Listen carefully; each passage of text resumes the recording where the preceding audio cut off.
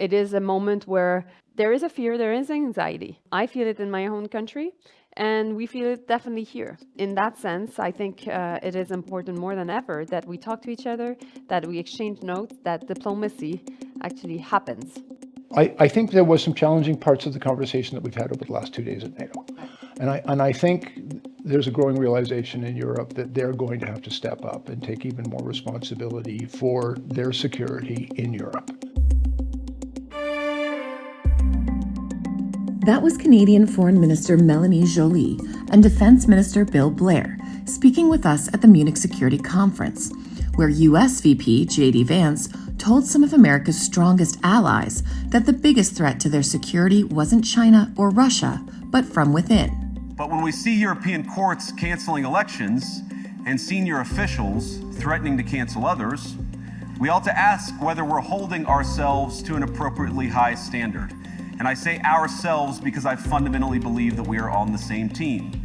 We must do more than talk about democratic values, we must live them. The remarks sending shockwaves through the conference and dominating the topic of conversation over the next 2 days, from inside the hotel where the high-profile conference was being held, to the bars and even taxicabs around the city. I'm Christina Ruffini, and on this week's episode of One Decision, we sat down with top officials from another key American ally, Canada, to ask their reaction to the speech, as well as their thoughts on the future of a possible settlement for the war in Ukraine, how they're handling the lingering threat of a massive American tariff, and if the U.S. is still a reliable ally. So let's get right to it. Up first, Canadian Foreign Minister Mélanie Joly. Thank you so much for joining us. Pleasure. Thank you. How has the conference been overall? Good. Listen, it's my fourth conference. So you're a pro. You know how this goes. Well, I've learned through the years. I remember still the first one when the war in Ukraine was about to start. We were all here. I was here for that one as well. Yes. Yeah. You remember the mood. Yes. And many of the Five Eyes, including Canada, were saying there are 100,000 troops at the border. The war will be launched, and we were trying to still convince European allies. They didn't believe you, and the Ukrainians didn't believe you. No. And to be fair, we in the press didn't really believe you either. So yeah, but at the time I was working with Tony Blinken, and Liz Truss, who is the British foreign minister, trying to convince all of them. And so I feel now that it is also an important moment to be here at the MSC to talk about what's going on, yes, of course, in Ukraine, but also what's going on in general in the world, because there are more geopolitical tensions than before. That's what I was going to ask you, because in my mind, I don't know how you feel about it, but since that summit we were just talking about, this was probably the most dramatic one that I can remember between J.D. Vance's remarks and then Zelensky's speech. What were your biggest takeaways from those two very divergent remarks from those two leaders? It is a moment where there is a fear, there is anxiety. I feel it in my own country, and we feel it definitely here. In that sense, I think it is important more than ever that we talk to each other, that we exchange notes, that diplomacy actually happens. And that's my job. American Vice President made it clear decades of a close relationship between the Americans and Europe are ending. Do you agree with that assessment? Well, when it comes to what Vice President Vance mentioned, I didn't agree with everything he mentioned, particularly on freedom of expression, freedom of speech. Right. He said kind of almost maligned misinformation and said that, labeling things propaganda is a way to label opinions you don't particularly like. Well, he was also referring to the fact of the importance of social media. Right. I profoundly believe that freedom of expression is fundamental to democracy. I want this to be clear, but it cannot go just unchecked. Of course, hate speech has always been something that all democracies were going after and making sure that we could protect our citizens from. And we're in Germany right now. There are clear laws about this issue. Yes, and they're very strict about it here. Very strict about it for good reasons. And we need to make sure also that on social media, our children are well protected. So, there is always a social contract linked to that. And I don't think that you can weaponize the question of freedom of expression, freedom of speech. And I think there's no freedom of speech, Christina, for bots. At the same time, when you look at it, algorithms of social media platforms need to be neutral. If they're rigged, there's no real freedom of expression. Yeah, whose speech you're protecting? Is it even a human speech? So that's it. So I thought, I didn't agree with that part. when it comes to talking for our own people and being in connection with our own people, I'm an elected official. I'm very proud of representing a Montreal constituency for now 10 years. I'm very close to my people. I don't need to have any form of scolding regarding how I represent our people. Is that did it feel like scolding? There was definitely a preoccupation of how the speech was addressed. But fundamentally, I think that the point is we need to be able to have frank conversations, to be able, yes, to do more on defense, and I was referring to that, and we will do more, we will invest more. We hear the Americans on this. We do it for ourselves because, of course, it's our own sovereignty at risk, and we need to invest in our people and in our equipment. We will continue to protect North America, particularly in the Arctic. We're an Arctic nation. We know China and Russia are working together against NATO allies. Yeah. We will work with Nordic states that are all now part of NATO, and we will continue to protect Europe, and we're leading a battle group right now, a brigade actually, in Latvia at the eastern flank of NATO. And meanwhile, we understand the US when they say China is a threat. Europe needs to increase its protection and invest in protecting themselves. And meanwhile, we have to look at China and the Indo-Pacific. We get it.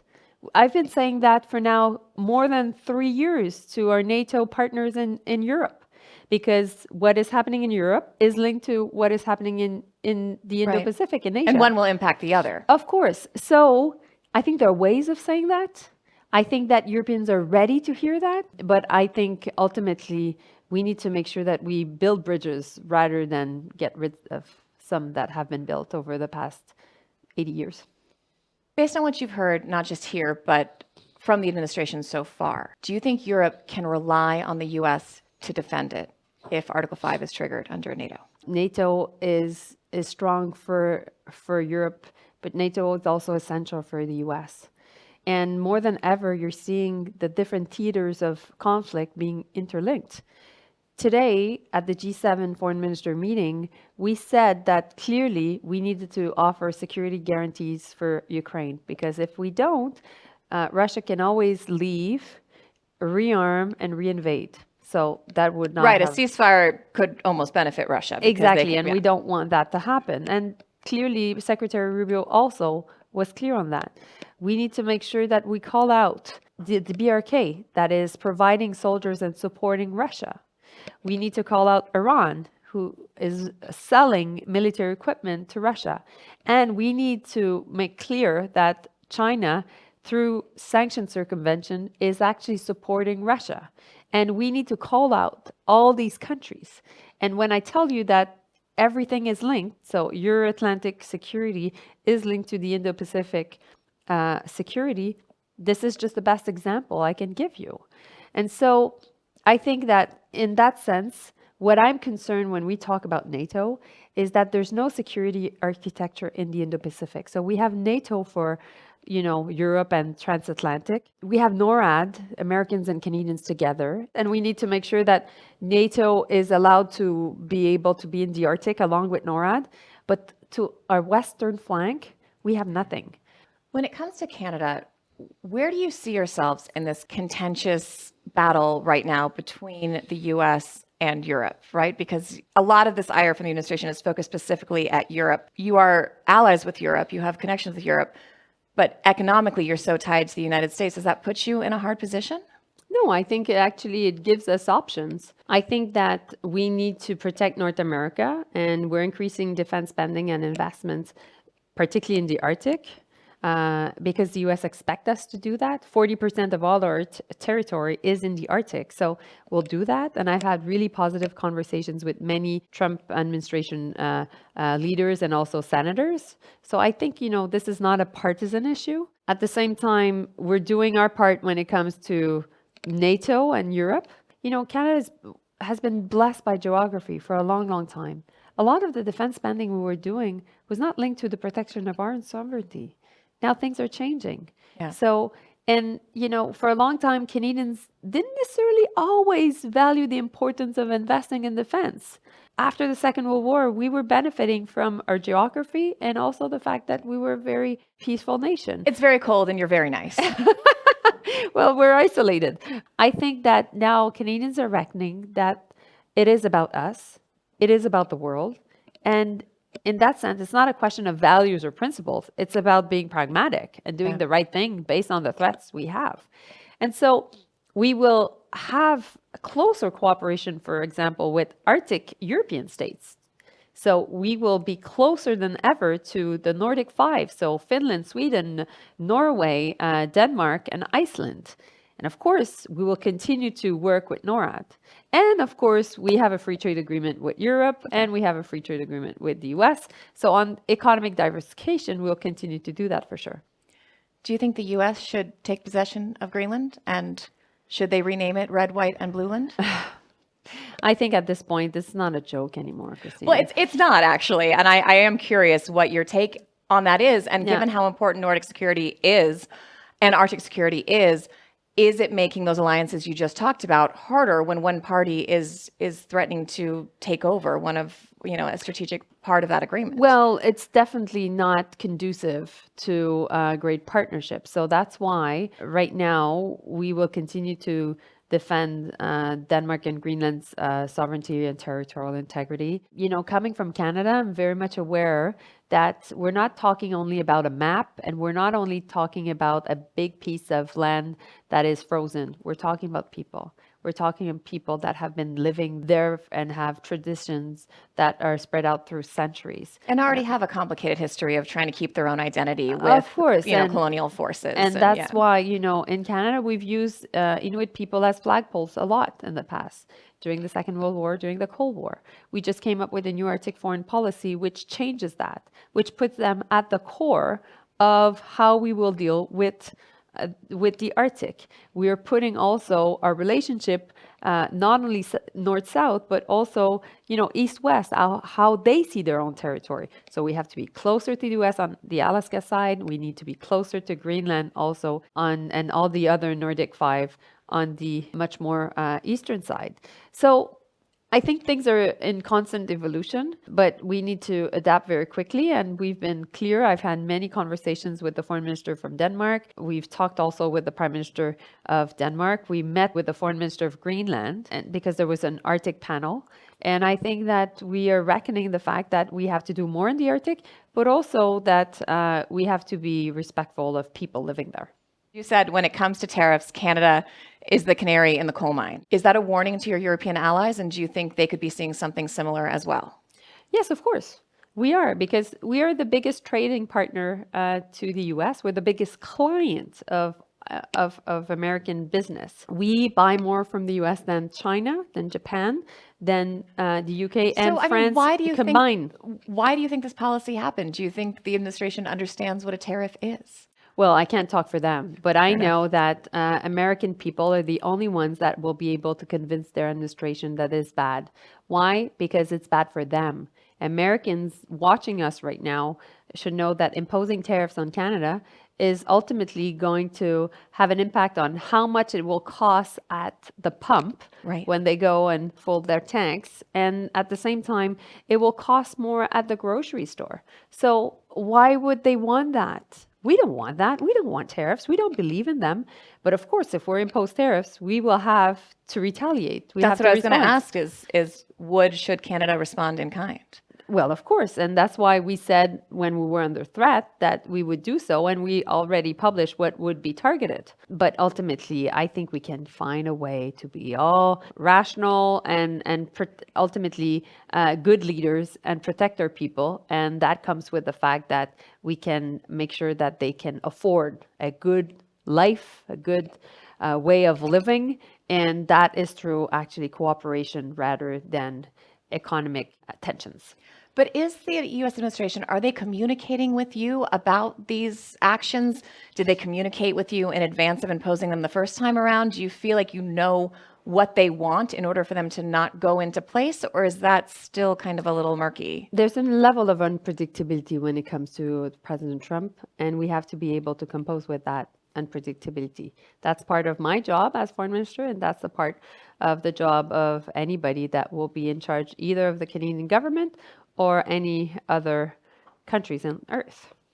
But talk to me about that unpredictability. I mean, I covered the last administration as well, and I covered the first Trump administration. And given the constant whiplash from one to the other, politics in the U.S. used to be on either side, but close to the center. And now they're so far that from one administration to the other, they can change so much. And that has to put a lot of pressure on America's allies to scramble and respond. Is America a good ally? Well, America can be a very good ally, but I think that on the question of tariffs, what I've seen on my part, meeting with U.S. officials on both sides, Democrats and Republicans, a lot of them understood the impacts and were against it. Against any form of tariffs. We have a lot of allies within the U.S. and Congress. I've been 5 times to D.C. and I've been to Mar-a-Lago. And you came to meet with Rubio almost as soon as he got the job, right? I remember you all were in D.C. very quickly. And I had even a private meeting with him in December. And I think at the end of the day, more we're able to convince American people that this is bad for them, more will be able to prevail, because I've been saying that to Canadians and I've been saying that to Europeans. The only people that will have the Trump administration change course on tariffs are American people themselves. And they're bright. They have a very good judgment, a very, very good common sense. What's in it for them if ultimately they pay for all that is being imposed on Canada? This is not a burden that they should be bearing, and we will make sure that we make that case clearly. What is worrying you, and what are the things you're really concerned about as you look at the global landscape, either in the U.S. or across the world? Well, I think that Canadians obviously are preoccupied about their jobs. The threat of tariffs have had really an impact on Canadians being very together and around the flag. I've never seen a level of national unity like I've seen recently. It was interesting because I don't think of Canadians as vehemently patriotic. And even online, to your point, I've never seen a reaction like that. But what's prompting that and what do you do about it? Well, I think we have to continue to make sure that ultimately we fight back, that we're united. We've said to Canadians, you have a power on this. When you go to the grocery store, you buy Canadian. When you decide where to go in the world, you don't go to the U.S. We've seen 25% of decrease of tickets being bought on airlines in Canada going to the U.S. Wow. So Canadian consumers have real leverage. So that's important. And also, meanwhile, Canada was created out of the fact of fearing of being invaded by the U.S. And we created this federation where provinces have a lot of autonomy, but ultimately over time, there are still lots of commercial barriers between them. And so right now, we are recreating that federation even more strongly and making sure that there are no commercial barriers. And that can really offset a lot of the economic uncertainty, but also any tariffs that could be imposed on us. So I think it's an existential moment in my country's history. I think we'll be reading about it in history books. And I'm happy to be able to talk to people watching us right now about what's going on in our country, but also the fact that this should be a clear message to other countries that it could happen to them. Thank you so much for making the time. I really appreciate it. Thank you. Thank you. Canadian Defense Minister Bill Blair came to Munich from the NATO meeting in Brussels, where another member of President Trump's cabinet made his own headlines. We're, of course, talking about U.S. Secretary of Defense Pete Hegseth, who said publicly that NATO membership for Ukraine is unrealistic and that it will have to likely give up territory to stop the war with Russia, 2 major concessions before negotiations have even started. Chasing this illusionary goal will only prolong the war and cause more suffering. A durable peace for Ukraine must include robust security guarantees to ensure that the war will not begin again. This must not be Minsk 3.0. Hegseth later had to walk back those remarks, saying instead all options are on the table. Thank you so much for taking time. I know you've got a packed schedule here. One of the things that's a bit odd is the U.S. Secretary of Defense, Pete Hegseth, is not here.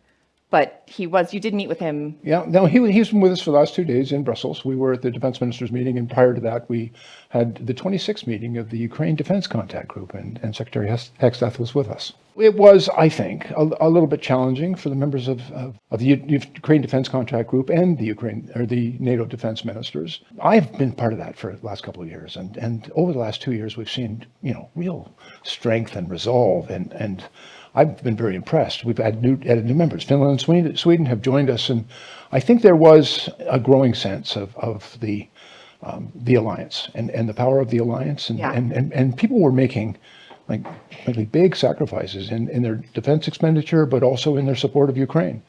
And then the discussion for the 26th meeting was a little bit more challenging. Obviously, the United States is taking a different position with respect to its support of Ukraine.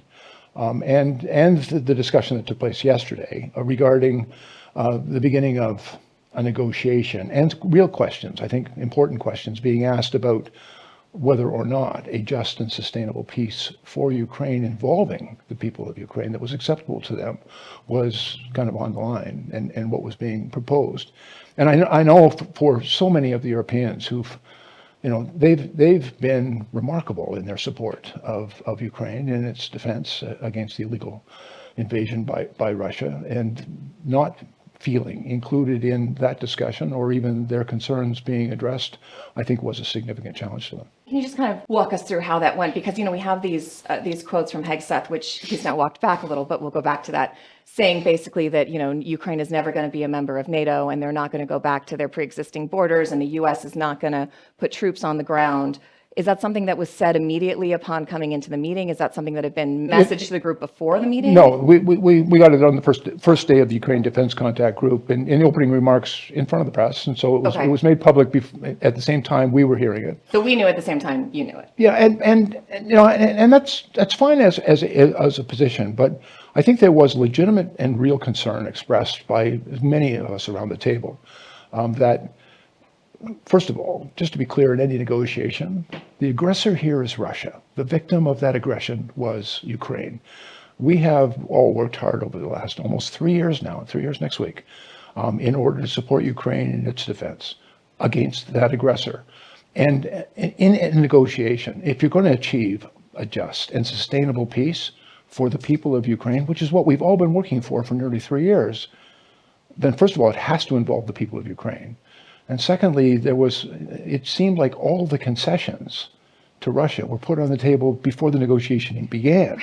We did an interview at the UN with the Czech foreign minister who told us Ukraine needs to be at the table, not on the table. And this kind of seemed like they were just serving them on a platter. Ukraine's interests, the people of Ukraine, its long-term security, safety, prosperity, were things that we've all been working hard on for the last 3 years. And it did not seem to be the focus of a negotiated settlement. So what is your impression of Hegseth? Is this your first time meeting him? Is he competent? And what do you think made him walk back these remarks? Was it stuff that he got from you guys in the room? Do you think it was pressure from the White House? Do you have any thoughts on that? It was very clear that the Secretary of Defense was delivering a message. He had brought a message from his president. Okay. He even characterized it this way. The president says this, the president wants that. I had one-on-one with him. Frankly, it was a great conversation. We didn't talk necessarily about that. We talked about our shared responsibility for North American security, some of the work that we're doing at NORAD, some of the things we do together in the Indo-Pacific. And they've got a real and necessary focus on the challenge that China represents. And we talked a little bit about that and all the work that we're going to do together. It was quite positive. But I would characterize his remarks at the Ukraine Defense Contact Group and then at the NATO meeting yesterday as he was delivering a message that had been given to him. Can you remind us, and possibly the administration, all of the things that Canada and the U.S. do together when it comes to air defense, when it comes to military? I'm an Army brat. I grew up in Colorado Springs, Colorado. My dad worked at NORAD. All our neighbors were Canadians. Well, all your neighbors are Canadians. I have over 1,000 Canadian Armed Forces members who are deployed around the United States.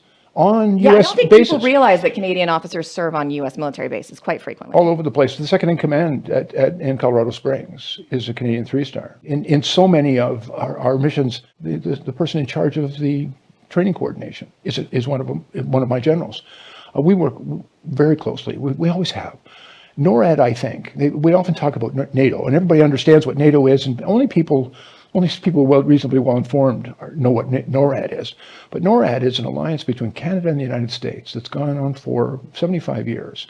And it's how we together have kept North America safe from, you used to watch the movies Fail Safe and Dr. Strangelove. Or Chinese weather balloons. Chinese weather, and most recently Chinese weather balloons. Yeah. But we also, notwithstanding all of that work that we have done in the past, it is desperately in need of an upgrade and modernization. And so we've undertaken together to do an upgrade and modernization of NORAD. And so a big part of the work, I spent most of last week in Washington, and I was meeting with, the military, but also big U.S. industries, because that's also an important partnership about what we're going to be doing with over-the-horizon radar, just as an example. Domain awareness in the far north, the radar systems and the dew line we used to have in place just isn't up to the job anymore. With ballistic missiles and cruise missiles and intercontinental and hypersonic missiles, we really need to up our game, and we've got to make big investments, and we do that together. As well, as part of that commitment, I'm in the process right now of announcing and investing in infrastructure in our far north so that we can operate there, the Canadian Armed Forces, but we'll do it in partnership with the United States. They'll be on our bases. They'll be with us as we are with them. Are you sure about that? Are you confident? I in that remain alliance? confident. And again, I keep on falling back. We hear the rhetoric, and some of it is challenging, but at the same time, we've got 75 years of history together, actually a century of a half of history together. We fought side by side. Our militaries have fought and bled and died side by side. The third largest contingent on the invasion of Normandy, it was the Americans, the Brits, and then the Canadians. After 9/11, when Article 5 was invoked, we sent 40,000 Canadian troops to Afghanistan. Hundreds of our people were killed, thousands were injured. We went there in defense of America. That's the thing that makes me confident. That's the thing that I have my faith in. I have faith in the U.S. institutions. I have faith in the American military. General Guillot, who is the commanding officer of NORAD, he gets the relationship. And he testified yesterday in front of the Armed Services Committee. And I think he spoke, exceptionally well about that relationship. That's the thing I have faith in. But speaking of that Article 5 commitment, there seems to be, I don't think anyone will say it out loud quite yet, but there seems to be a little bit of a tremor in the confidence among some Europeans that were that to really be triggered and necessary, that the U.S. would be all in defense of its European allies under this administration. Do you have any doubts about the durability of Article 5 in the next coming years? I think there was some challenging parts of the conversation that we've had over the last 2 days at NATO. And I think there's a growing realization in Europe that they're going to have to step up and take even more responsibility for their security in Europe. That I think some of the partnerships that they have relied on, and perhaps over-relied on, may not be available to them in the future. And so they've got to look more to their own security, and because things are changing. Is that true for Canada as well? Most of my European allies, they're building up their militaries, but they're in Europe. The capability requirements for me are in Europe, and I'm in North America. And I've got responsibilities in defense of my own country, and the resources that I put in place in Canada through NORAD, through building up my own Northern Operational Support Hubs and building capacity and training and deployments in Canada, they don't count towards my obligation. And I've tried to, I've got to explain that, but at the same time, I'm not backing away from Canada's responsibility to NATO. And we've always answered the call. Throughout our entire history, we've never had to defend ourselves. We've never had. And nobody's been trying to attack us. But every time somebody else needed us, we were among the first to go. I think that was the really remarkable part of the speech Trudeau gave after the tariff threat. And he started that speech by doing what you just did, listing off all the times Canada has gone to the defense of the U.S., been there for its allies, do things like tariff threats or, shifting sands on their policy for Ukraine. Does that make securing Canada more difficult? Does that make meeting these other obligations that they're asking from you with NATO, with defense capability, does that make any of that more difficult because the focus shifts and you have to put out another fire rather than focusing on, the thing that you've been working at? You got to deal with things and compartmentalize it and do your job. I will say that for Canada, I think it's really important for us to acknowledge that over the past 3 or 4 decades, we have not made sufficient investment in our own defense. Why do you think that was? I think cashing in the peace dividend, the end of the Cold War was maybe the end of conflict. Governments right across the world started doing a lot less in their defense, and including in us. And we've allowed our edge. We've got to reconstitute. I'm short about 30,000 people for what I need to do. Our big platforms, our ships and our planes, are 35 and 40 years old. Really a big investment that needs to be done. I acknowledge that to our allies. We recognize. I first got this job. It's kind of funny for me. I was going to give my first public speech, and as they always do with politicians, they give me the speech that said everything was awesome. And I looked at it, I said, I can't give the speech because it's not true. I'm not going to stand up in front of people. And the military knows it's not true. Our allies know it's not true. And so instead I said, we haven't done enough. We have to do a lot more. We're going to have to spend more money. We've got to make big investments. We've got to do more. And I think people were a little uncomfortable. But it was also interesting at the time in Canada, there was really no real push to spend more on defense. When they pulled on it, less than 30% of Canadians thought that was a thing to spend money on. We didn't hit the top 20 list. But we've had a difficult but an important conversation in Canada that we've got responsibilities here, not just to our allies, everything expeditionary, but at home, in our own country. And it's an opportunity to do a little bit of nation building too in our far north. And I've been having pretty frank conversations with not just my colleagues, but with Canadians. And Canadians figured this one out. They got it. And they're telling us, do more. Let's go. And so support for the investments that we have to make, and there's sacrifice in investment. If you spend it on that, you can't spend it on something else. But Canadians get it, and they're telling us, okay, we got it, and do it. And I'm kind of encouraged. We're going through some political processes right now. Everybody who wants to be the next Prime Minister of Canada has acknowledged we better do that. And they're not doing it because I told them So across the parties, they're all saying that they're acknowledging this is something everybody we need to do. acknowledges we have to do this. Is that a change? That seems like a change. Yeah, of course it is. But it's not in response to anything I've said. It's in response to what Canadians want. Any politician, they better be listening to their citizens if they want to be elected. Yeah. And the citizens are telling them we have to do this. And so I think it's an opportunity to do it. But then my job is to make sure, okay, the trouble with 2%, 3%, 5%, anything that people talk about is in defense spending, that's how much you have to spend. But it never tells you the what and the why, and how to do it. And what I mean by that is, you got to get your numbers up to here, but what are you spending it on? You got to spend this much money, but how are you going to spend it? What are you going to spend it on? And so characterizing that as, investment in our workers, our industry, our own economy, building infrastructure that benefits not only the military, but the communities in which the military operate, lives up to our international obligations, but fulfills our responsibilities for our national defense. That's the case we've got to make. It's one thing to say we have to spend this much money. It's a different and a more important conversation, in my opinion, about how to spend it and what we're going to spend it on.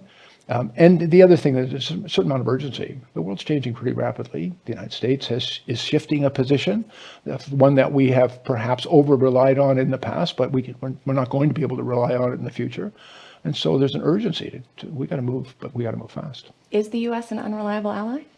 I'm not going to characterize it that way because, like I said, there's growing concern about the reliability, but at the same time, I know the U.S. military. We work with NORAD. I have my troops deployed on their bases. I know that the strength of that relationship. I still trust it. I still have great faith in it. I know that military, one of the best in the world, working beside my best, is the key to our future security. So I don't despair about, I think we go through different political processes and rhetoric, and some of it can be really challenging. And then you go back to the things that really are important. And it's those relationships and the faith that I have in that institution and other institutions in America that keep me on track. Outside the military, I'm wondering if you are concerned, if your government is concerned about the durability of American democracy, given what's going on in Washington right now. I'm a graduate of the FBI Academy. I've worked side by side in organized crime, national security matters, issues around the border, Homeland Security, U.S. Customs, ETF. These are all friends and partners and trusted partners. I still consider them friends. I still trust them. That relationship has been important to me throughout my entire life. But then when I see some of those institutions being challenged at the FBI, at the CIA, at the Justice Department, I haven't worked personally closely with USAID, but I saw the impact. I was in Washington last week, the impact on. It's been massive. And you can see that they're reeling a bit and hoping that we'll return to those powerful institutions that aren't just important to America. And that's one of the messages I would send to Americans. The world relies on that. Canada certainly relies on that. We'll do our part. We'll hold up our end. Frankly, we always have. But we also have great faith in those relationships and that partnership. We're concerned. But I'm not despairing. All right. We're going to have to leave it there. Thank you so much for taking the time. It was really nice speaking with you. Thanks for listening. We'll be dropping another episode in the feed tomorrow from our time in Munich with the presidents of 2 Central European nations and the first female defense minister of Luxembourg, who had her own response to Pete Hegseth's remarks about women in the military. Plus, Sir Richard is going to give you a preview of the upcoming German elections, where the country's far right could take more seats than ever before. Thanks for sticking with us. Of course, we're going to have a lot more in the feed throughout the week. Stay tuned. This is One Decision. For more exclusive content and up-to-date interviews, go to onedecision.com. I'm Christina Ruffini from all of us in the team here in Munich. Thanks for listening.